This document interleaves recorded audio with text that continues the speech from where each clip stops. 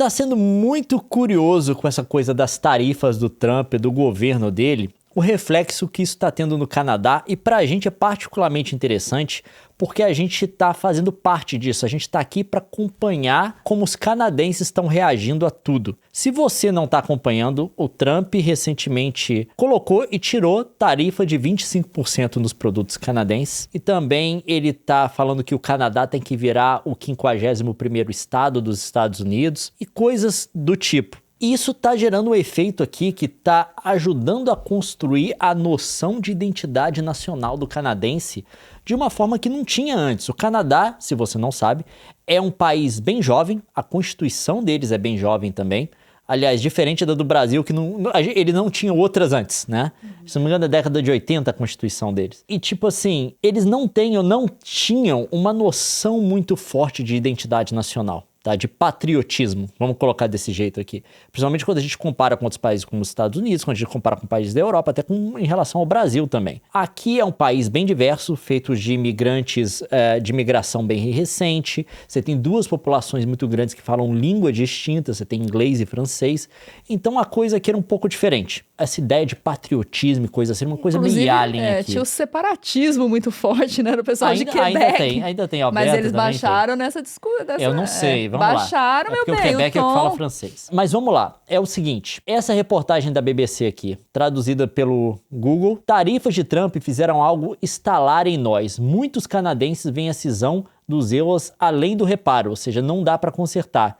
E aqui falando como isso tocou o Canadá e agora a campanha que eles estão tendo aqui de compre canadense. Em vez de americano. E pra galera não comprar coisa dos Estados Unidos, inclusive vários lugares aqui estão tirando produtos americanos da prateleira. E os lugares que a gente foi que tem produto americano, o produto americano mesmo mais barato tá parado. E a galera tá parando de comprar e dando preferência pro canadense. Tá tendo uma onda nacionalista aqui. Uma coisa que aconteceu recentemente, aconteceu várias vezes, né? Que foi isso daqui, ó, com a reportagem aqui da CNBC, CBC News. CBC News, desculpa, CNBC dos Estados Unidos. Que a galera começou a vaiar, isso aconteceu já no jogo de basquete, aconteceu agora também no jogo de hóquei. Sem provocação do outro time, nada, a galera começou a vaiar o hino americano. A galera vai tomando coragem e vai piorando, ó. Começa o efeito manada. Isso é completamente novo, porque até um tempo atrás, quando havia falha, aconteceu um episódio de ter falha... aconteceu vários episódios. Mas assim, eu até mostrei no Cadê a Chave, um episódio de ter falha no microfone e o hino, a cantora do hino americano não conseguia avançar. A galera canadense se unia para completar o hino. O povo sabia o hino americano e cantava junto. Agora mudou demais. Esse foi um dos exemplos, aconteceu no passado, tá? E tem outros também. Jogo aqui no Canadá, a mulher tá cantando, começa a dar problema no microfone. Deu problema no microfone. Aí os canadenses vão cantar. Isso antes do Trump, tá, gente? Aí os canadenses começam a cantar o hino dos Estados Unidos e eles terminam de cantar o hino dos Estados Unidos porque deu problema no som. Tudo emocionado. Isso era antes, isso aqui é ano passado, tem vários exemplos que aconteceram antes. Agora a galera tá vaiando o hino americano. Por que isso é importante? Por que é relevante? Porque aqui sempre teve a noção no Canadá, pelo menos no Canadá anglofalante, tá? De que eles faziam parte de uma esfera, de uma esfera cultural norte-americana. Que quando você falava de cultura americana, você não estava distinguindo da cultura canadense. A cultura canadense era também americana. Eles fazem parte do mesmo universo cultural. Eles são meio que povos irmãos e coisa do tipo. A gente tá vendo isso ser destroçado agora. É a construção da identidade canadense que a gente tá vendo agora em negação aos Estados Unidos. Mas, tipo assim, em um mês... Não, desde que o Trump começou a falar, mais de um mês, mesmo antes do Trump assumir, ele começou a chamar o Trudeau de governador, começou a falar que o Canadá tem que virar o 51º estado Quando ele falou americano. isso, que foi antes das tarifas, inclusive, já começou a ter uma... Pera lá. É a nossa soberania, né? O discurso já estava engrossando. Quando ele falou que ia aplicar as tarifas de fato, gente, mudou completamente a cabeça do canadense. A coisa mudou do Canadá, a mentalidade da galera, de jeito que eu não consigo explicar. Por exemplo, o Canadá tem províncias, é o equivalente aos estados brasileiros, é províncias aqui no Canadá. Existe mais comércio entre cada província e os estados americanos ao sul delas, né? Do que entre elas. Do que entre elas. É desse nível. Só que isso também mudou essa semana, esse Exato. tempo. E por que eles falavam isso antes? É muito mais fácil relacionar com os Estados Unidos do que do que British Columbia ter que lidar com Alberta. Porque aqui tem umas rivalidades de... Não só isso, mas a questão província. geográfica, né? Porque, tipo assim, não tem cadeia de montanha separando Canadá dos Estados Unidos. E tem cadeia de montanha separando BC, por exemplo, do resto do país. BC é a nossa província principalmente da província do lado, que é Alberta e tal. As questões geográficas, nós estamos a 5 horas de Toronto, de voo, de avião. Então, uma cadeia montanhosa no meio. Então, assim, é uma distância muito grande. As províncias são países, são gigantescas, e as províncias aqui têm muito mais autonomia do que os estados no Brasil. Elas podem colocar as próprias normas delas que influenciam o comércio. Então, existem dificuldades que certas províncias colocam, de fato, ou colocaram historicamente, para o comércio com outras províncias. Tem umas leis bobas, tem um tipo de caminhão, eu vi a galera falando, que você só pode dirigir à noite em uma província, se não me engano em Alberta, e só de dia em BC, ou o oposto, um dos dois. Negócio meio feitiço de Áquila. E só tem 1 hora de interseção entre as duas. Então, tipo assim, tem um monte de coisa que dificulta. Sabe? Coisa dificultada. Eu vi isso anedoticamente de uma pessoa explicando, tá? Eu não sou especialista. E a galera sempre pensou que isso era a melhor forma de fazer as coisas, porque, de fato, logisticamente é muito mais fácil, como ele explicou aqui, os Estados Unidos. Só que agora mudou totalmente a galera. Por que não tem comércio entre províncias? A gente tem que acabar com isso. Estão começando a fazer tratados entre províncias. Não, o petróleo, o Canadá produz, só que ele não refina. Manda para os Estados Unidos, os Estados Unidos refina e vende de volta para o Canadá, que era o mais barato do que construir refinaria. A galera tá assim agora, não. A gente vai ter nossas refinarias. A gente vai construir refinaria aqui. É uns negócios que, tipo... Tá mudando a concepção total, né, galera? Antes era, o Canadá tem que estar interconectado com os Estados Unidos. E eles favoreciam essa interconexão. Agora tá assim, não, o Canadá tem que variar os seus parceiros. A gente tinha que estar exportando petróleo para a Europa. Começou uns trecos assim, sabe? Eu sigo o perfil do governo de BC no Instagram. E todo dia é uma postagem, tipo assim, além do compre canadense, compre de BC, é isso, vamos estabelecer parceria com as nossas províncias, com os nossos irmãos, vamos trabalhar isso. E todo dia o governo de BC, não é o povo, é o governo de BC. É o povo também. Não, e o povo também, mas não só isso, não é um movimento só individual, você vê que tá virando política pública, entendeu? O que é tarifa? Aí ele vai explicando, sabe? Tipo assim, ele só, a gente tem 54% de negócios com os Estados Unidos, mas a gente tem 35% com a Ásia e não sei quantos com os outros países, a gente pode aumentar isso daqui.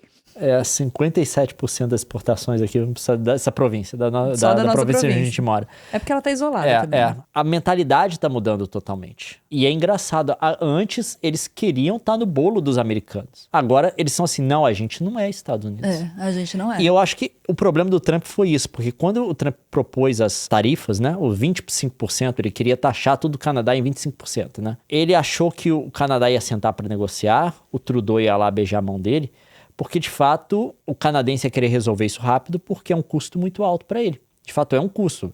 A expectativa da galera começaram a fazer os cálculos, que só no primeiro ano ia retrair em 2% a economia canadense. Inflação, e até recessão, perda de emprego, essas coisas tudo.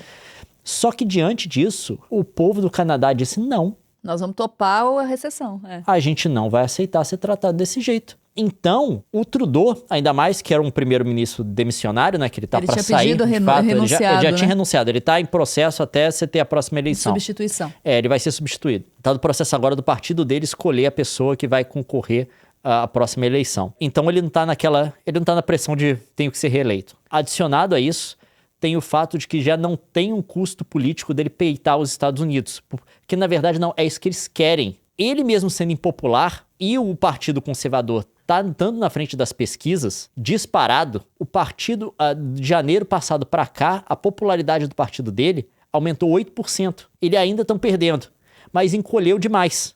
A diferença. A diferença. Por quê? Ele tomou a medida que era de acordo com a expectativa dos canadenses. Os canadenses, como população, porque esse que é o negócio, num governo democrático tem um custo político de tudo. E peitar os Estados Unidos seria um custo político muito grande. Não se a população está do seu lado. E a população comprou a briga, falou, não, então, a gente vai encolher então 2%. Aí veio o Trudeau na televisão e anunciou o quê? Reciprocidade. Aí chegou na segunda-feira, o Trump recebeu um monte de ligação de gente que quer perder dinheiro, você tá louco, não sei o quê. Mas não só reciprocidade. A província de Toronto falou que ia cortar combustível que manda pro sul, manda pra Nova York, que abastece aqueles estados. Ontário ia cortar. E aí, meus amigos, tipo assim, existe uma... Tá, o Canadá é pequeno, 41 milhões de pessoas frente aos Estados Unidos... Com certeza ia sair perdendo. É uma Califórnia, tá, o Canadá. Só que ele ia morrer atirando, entendeu? Ia cair atirando. E o lance é esse, causa um dano violento nos países que também são geradores de riqueza nos Estados Unidos e com certeza comprometeriam e muito a economia americana. Não, é muita gente que quer perder dinheiro. E aí o Trump... Vamos falar, galera, ele deu pra trás, não tem como dizer de outra forma. Por quê? Ele ligou pro Trudeau, depois de já ter cancelado os 25% para o México, então a gente já sabe que ele estava com a disposição de fazer isso, eles tiveram uma ligação e o Trudeau teve que ceder em algumas coisas que eram o que eles chamam de save face, que é para assim, o Trump não sair totalmente como um perdedor. Aí ele falou, não, a gente vai mandar o negócio lá para a fronteira, que era um comprometimento que ele já tinha feito na época do Biden, em dezembro, então ele só reafirmou, mas ele falou que em cima disso eles iam adicionar mais 200 milhões de dólares em alguma coisa, e que não é nada. Porque um dos motivos que o Trump falou de fazer isso foi falando que por conta do fentanil que está vindo do México do Canadá para os Estados Unidos, né, pela fronteira. Ele inventou esse problema que é um problema que não existe, É um problema que não existe, porque é 0,2% do fentanil que entra nos Estados Unidos. Basicamente, é um traço no gráfico, basicamente. Eu não sei se é 0,2, eu sei que é menos de 1%. É menos de, o que eu vi era 0,2. Então, ele teve que dar para trás porque imediatamente o Trudeau falou reciprocidade. E o México também, né? E o povo aprovou massivamente. É claro que existe todo um papel da comunicação aí, e o discurso vai ser... Inclusive, eu recebi alguns comentários no nosso vídeo que a gente falava disso, as pessoas falando, vocês estão distorcendo porque o poder econômico do Canadá não é nada, os Estados Unidos ia destroçar e tudo, mas isso é um fato conhecido. Mas é aquele negócio, causa um dano, gente, porque a estrutura econômica está toda alicerçada e costurada para funcionar dessa forma. E não se muda isso do dia para a noite sem prejuízo das duas pontas. Exato. A galera não entende que é tipo assim, existe uma coisa que é o custo econômico para o seu objetivo político. É tipo assim, eu vou encarar agora um custo econômico para conseguir o quê? Quando o Trump vai e ameaça e anuncia as tarifas contra o Canadá, é para forçar o Canadá, basicamente o Trudeau, ir beijar a mão dele e falar, o que você quer que eu faça? Mas quando o Canadá anuncia reciprocidade, não é só assim que o Canadá vai conseguir vencer os Estados Unidos. A assimetria de poder é muito grande ali. Mas quando ele anuncia a reciprocidade, ele implica num custo para os Estados Unidos. É muito empresário que ganha dinheiro nessa relação entre fronteiras. Provavelmente muita gente que passou o telefone para ligar para o Trump. Na verdade, tem matéria sobre isso, vocês podem pesquisar sobre isso, porque o jornalismo trabalha também investigando essas relações. Exato. E se aponta essa cobrança do empresariado americano. Aí você tem esse custo. Mas aí você fala, beleza, agora a gente vai ter um custo que vai ser um custo alto. Qual o objetivo político que a gente está atingindo, arcando com esse custo? Nenhum. Uma vez que ele anunciou reciprocidade, o que você pode conseguir do Canadá é muito pouco, por um custo econômico muito alto para muita gente do seu país. Então, obviamente, a expectativa é que o Canadá não anuncie reciprocidade, que seja um custo político tão grande para o Trudeau que ele não vai fazer isso. Que ele vai imediatamente, assim, para o Canadá em geral, ele vai imediatamente pegar um avião e ir para Mar-a-Lago beijar sua mão. Só que quando ele anuncia reciprocidade, por quê? Porque é uma medida apoiada pelo público canadense, massivamente, virou quase um motivo patriótico aqui. Para um país que tem pouca coisa que é motivo patriótico, você não tem mais o que fazer. E foi tão interessante... Você só tem que dar para trás. O discurso do Trudeau, ele fez um discurso dirigido ao estadunidense, né? Ao norte-americano dos Estados Unidos. Estadunidense.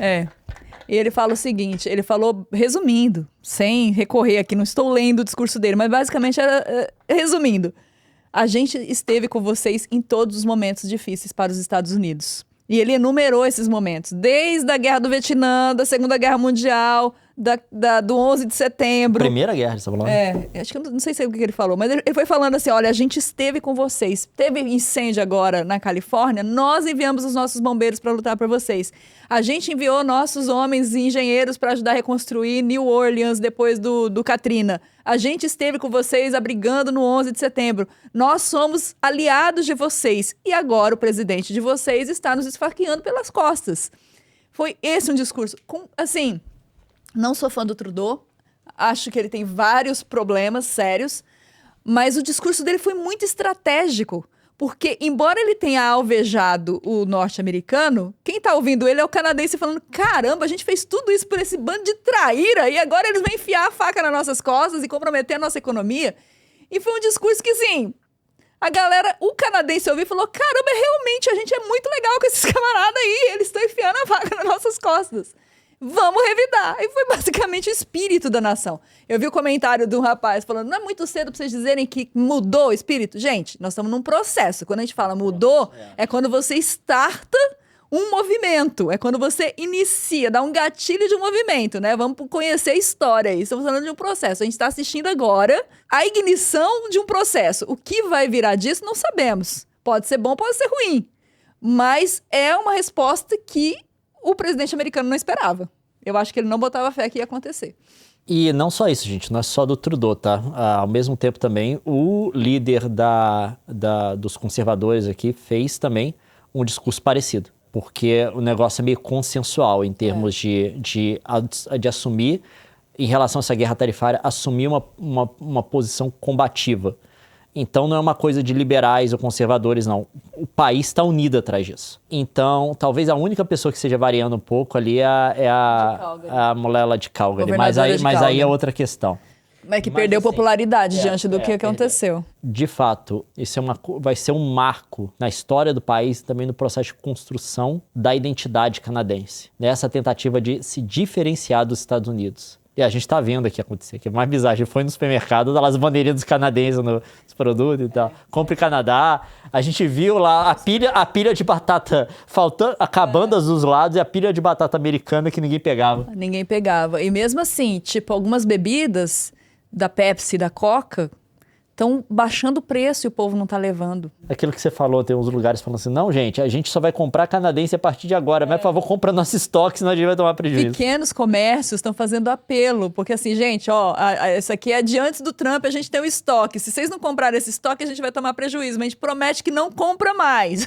A galera com Tesla também. Nossa, colando adesivo, tipo, comprei esse carro antes do Elon Musk virar o que virou, sabe? Tem todo um movimento acontecendo, de fato, sabe? E a gente tá observando, porque... E não tem lado político, gente. É direita, é esquerda, é tudo. Todo mundo. Virou uma questão de honra nacional. É uma loucura, assim, é porque, assim, a gente tá aqui há 10 anos, né? E a gente não via isso se manifestar. E agora é uma preocupação, porque esse discurso muito nacionalista que começa assim, quem conhece história tem reservas com relação a isso, não é mesmo? Quem te conhece sabe. Não, mas se você estuda história, você não tem como você não traçar paralelos com aquilo que você estudou do que aconteceu no passado. É muito perigoso, é um cenário, é uma pólvora, né? É uma coisa bombástica ali, é um terreno minado. Era isso que eu queria falar, um terreno minado. Então, dependendo onde pisar e com qual intensidade você pisa, a coisa pode explodir na sua cara. Então, é delicado. Todo esse discurso nacionalista é delicado. Só que a gente tem que trazer para o contexto que estamos vivendo de uma provocação do Trump. Sabe Deus por que ele está fazendo isso. Não, aquele negócio de falar que o país vai virar 50º estado, isso para quê? É o seu principal parceiro, né? É o país, assim, é o nível de aliança entre dois países que não tem paralelo no mundo. Aí você começar a desrespeitar desse jeito, cara, pra quê? O lance é que, assim, eu tava encarando isso como total, assim, o cara é doido, né? Tipo assim, ser bravata, bravateiro, é coisa de bufão, fanfarrão. Aí teve uma reunião hoje do Trudeau com empresários, com líderes empresariais e tal, em que ele falou, a portas fechadas, que essas ameaças são reais, são sérias. Ele leva a sério essas ameaças, ele considera sério. Não sei se também é uma cartada do Trudeau para também ganhar... Não, porque esse negócio trouxe o partido dele de volta das cinzas, né? Pode ser que também haja ali também uma carregada nas cores, mas de todo jeito ele oficializou de que é realmente uma coisa, uma ameaça real. Eu vou falar pra vocês. Do jeito que o mundo tá, do jeito que a gente tem loucuras acontecendo, coisas insanas, que há 10 anos atrás você me contasse, eu ia falar, isso é distopia. Você tá escrevendo um livro de ficção muito ruim. Mas que agora é real, eu não duvido de nada. Eu realmente não duvido de que possa haver uma ofensiva, sabe? Não duvido. Não duvido. Tudo é possível mesmo acontecer. Sim, eu olho pra tudo com um ceticismo e, ao mesmo tempo, um receio, sabe? Porque a gente entrou na espiral da loucura. É isso, né?